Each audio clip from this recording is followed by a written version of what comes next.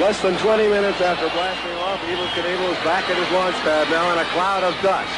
Premature parachute deployment. He couldn't hold the chute, but he landed safely in the water. He's walking on his own. Looks like he has a bloody nose. He's bleeding from the eyes a little bit.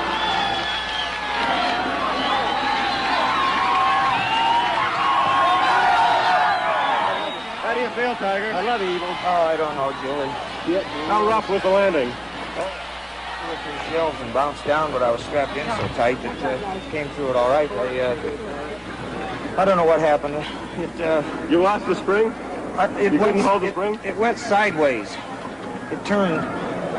Now, I don't know what happened down here, but Ron and Bob both told me if I saw the canyon wall and not the sky, for Christ's sake, to let it go. And when it turned, I let her fly. I didn't know what had happened. It just about knocks you out, Jules, when it takes... How were you rescued, though? How were you rescued, Evel? Thank God you were. They came and got me out down there in the trees and put me in the boat. I couldn't get my safety belt Unharnessed? Unharnessed. If I'd have gone in the river, I'd have never got out of it, ever. Where did you land? Right on the shore? Well, I landed into the wall on this side and then bounced down. But I don't know what happened. It's just, I think, I don't know. I just can't say. I'll have to let Bob and the fellas examine it. Are you going to try it again? Well, I don't know what I'm going to do. I sat in it and gave it my best, and I don't know what to tell you. Believe me. I just like to see Bob and Ron. Everybody off, please. Everybody off.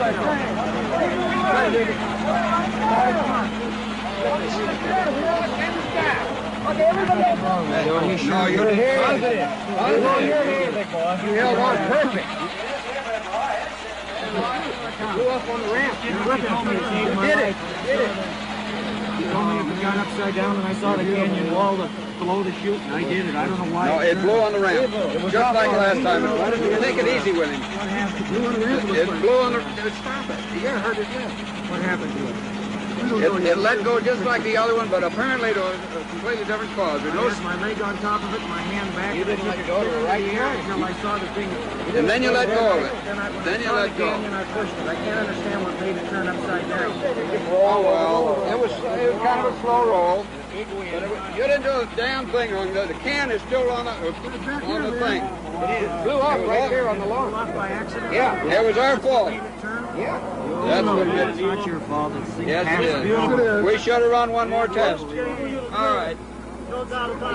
Let's try to get... Is the helmet uncomfortable? Let's get it off.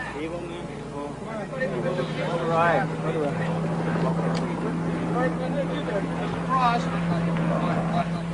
And there you heard it from Bob Truax. Evel did not deploy the parachute himself. It came off on the pad, a mechanical failure. Didn't you know it, though? David? Yes. Easy, fellow. Got that.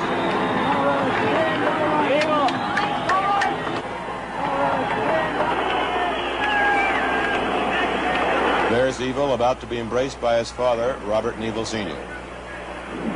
We'll try to talk to Bob Truax himself in a minute. Bob, what happened? Well, this right here is the cover to the parachute canister. It obviously came loose much too soon, right on the pad, because it was impaled on this part, which goes up the rocket nozzle. So it must have detached immediately, either because of a pressure differential between the forward and after side of it created by the rocket jet, or because the weight of the parachute and the G's, the inertia of it, caused it to pull the lid off the can. This cover wasn't supposed to come off until he was at apogee at 2,500 feet when he released the parachute, right? That's right. And so the rocket went up, the engine thrusting madly, and the parachute dragging behind and trying to slow it down. It trailed right out. Yes, it deployed immediately. What you're saying is that the force of the G's at liftoff and the suction created by the engine slipstream probably pulled this off. That's our best guess at this time. And so the emotional, traumatic Sunday at the Snake River Canyon had reached its end, not the way Evel had hoped, nor the way some people had feared. Through the wind and the dust, he descended to where his wife Linda was waiting for him. In the background, the cheers continued from the more than 33,000 by official count that paid to see the attempt and obviously were still behind him. All of this last Sunday. Jules, I think you had a question just before we went away. Right. Evil, here we are a few moments before launch. The knot in your stomach was just about to go away, that knot you'd awakened with every morning you mentioned to me. What was the actual punch, the thrust of the rocket like as you started up the ramp? When I hit the fire button, I had one hand wrapped down around behind me on the webbing underneath my seat, and I had my knee over the firing gun and my arm that held the parachute. I had that blocked off. When I punched that fire button and that thing hit, I saw the flag coming right at me, the American flag, and it went underneath me, and all I saw was blue sky, but then I lost all perspective. I may have blacked out, I don't know. But I did come to with that jolt, and it was like brakes being put on, and I was upside down, and I saw the canyon underneath me, and I looked at the stopwatch they had strapped to my leg, and I saw that there was only 9 or 10 seconds gone by. Would you like to see it now as other people saw it? Yes, I have never seen it. The way you yourself have never seen it, right. Yeah. Well, we have several angles here, and first is this one. This is a slow motion shot, Slow I guess, motion. of the Yep. takeoff. Look at that chute come out behind that thing. And you can there. see clearly the chute did come out on the pad, Evil, long before you could have Well, released Jules, it. I never fired it. I'll tell you that. I never had a chance. There's no doubt about that in anyone's mind who was there and saw the parachute can cover afterward. Here she is starting to roll over on her side. One complete roll to the right, and then the main chute, pulled out by the drogue chute, is deployed, and you're heading down. What did it feel like at this moment? Well, right then I knew, I could see, I was over the side of the canyon and then the river coming back in at me, and Ron Chase was on the microphone telling me, take your visor and raise it, and I tried, but there was such a tight squeeze in that cockpit that I could only rip the visor off, which I did. I ripped it away with my hands and then tried to get to my safety belt to find out where it was, so that if I went in the river, which I thought I was going, Yeah, what do you think your chances I were could right get here out. of living? Did you Jim, think I about want to that? tell you something. I could not get to the safety belt. In other words, Yeah, I hit the couldn't wall. find it. How big a jolt was that impact? Well, I hit a glancing blow there, and I dropped down another 65 or 67 feet, so I'm very thankful that parachute didn't collapse when it hit there, because, you see, I hit that rock wall and then dropped down. I was 7.5 feet from the water when they finally got to me. So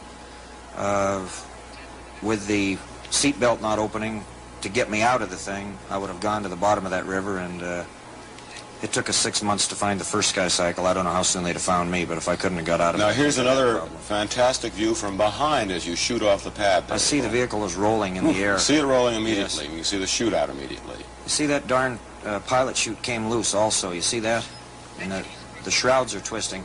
Here's where people like myself thought they could see you struggling to get the visor up and down the cockpit. I was tearing it. You can see I'm trying to get my arms above, out of the cockpit, and I was getting the visor away from my eyes. Are you glad you didn't get out?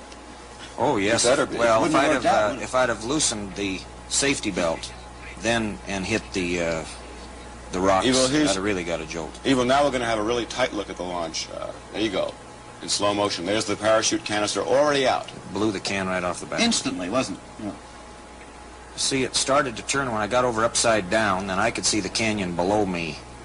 And here's where I felt the brakes. I didn't know what had happened. I just couldn't figure out what the hell had happened, because my knee and my hand were frozen on the ejection system. I just didn't know if I'd blacked out or if I was Watch going into closely, the and you canyon. can see or your what. arms there the way you were trying to get out, right there. I wasn't trying to get out. I was Trying just to trying to rip my visor off and trying to get my safety strap in hand, so that if I went into the water, I could have a chance to get out of the thing. But So you at no time planned to jump out of it? we thought we were going to go across. Bob Truax came to me and said, Evil, if you want to call this thing off, you don't owe me a dime. And we all looked at each other and smiled, and Ron and Bill Sproul and Facundo Campoy, they all said, Evil, you're going to make it, and I got in it with that thought in mind. That's all there is to it. Why didn't you want to use the personnel chute? Well, we just felt that I would ride it all the way in. I didn't want to parachute out of it. I said I'd try and ride it across and nosedive it in, and that's what I wanted to do. And, you know, if there's any seed of equivalent benefit in this adversity, I can only tell you that it's still my being alive, and I, under all circumstances, regardless of what happened, do not feel that we failed, and I do not feel ashamed in any way to have been defeated by a canyon as beautiful and as mighty as the Snake River Canyon. That's all there is to it. Well, here it is from one of our helicopter cameras. It sure is beautiful. And there is a launch now from the helicopter camera. Boy, it's on its way across to. And you can see the chute slowing you down. You can see the headwind carrying you back in now. The wind had gotten very gusty. I just, the last words I said to Bob when he left the blast-off pad, I said, "Bob, what is the wind?" He said, 12 miles an hour, gusting to 15 and 18. I said, "Do we have a chance?" He said, "Yes. If it will go all the way, you're going to make it." And, do you feel that you went actually across the canyon before you started to drift back? Oh, yes. Yes. I mean, at 18 miles an hour, it blew me back in how many seconds. You can figure out how much ground I covered. Here's your impact. You got to remember, Jim, that parachute all the way open acts like a huge sail on a sailboat. It carries the vehicle right back. We had a great recovery team in the bottom. My own pilot, Mr. McCullum, and all the fellows that were on recovered the thing. Look at this shot now.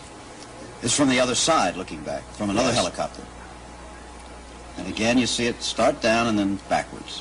What a strange feeling it was when that parachute opened. When I got upside down, I was trying to work those little flippers to turn the thing, and when I pressed on one, I thought, boy, somebody put the brakes on. I thought, what the heck, they didn't tell me there was brakes on this thing, because I had never known that the parachute systems came out. Are you getting a kind of emotional reaction watching this again for the first time? Oh. Is it look better or worse? Or I've lived with this thing for so long that, you know, I look at it and obviously I was disappointed, and not knowing what happened, I thought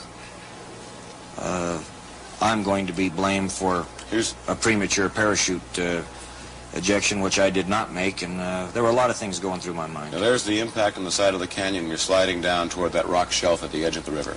That's where they ended up finding me. Okay, well, there's a few separate views of what happened at the Snake River Canyon last Sunday. In another minute, we'd like to ask you some personal questions about Evel Knievel the man, how you feel, and so forth. We'll be right back. Would you do it again? I am a motorcycle jumper, not a sky cycle jumper. I had to earn the money to build the sky cycles to jump the canyon, and I said I'd do it, or try it, once. I never said I'd try it twice, and I see no point in it. I don't feel that the canyon defeated us, and I think I'll withdraw for a while, but maybe you have not heard the last of Evel Knievel.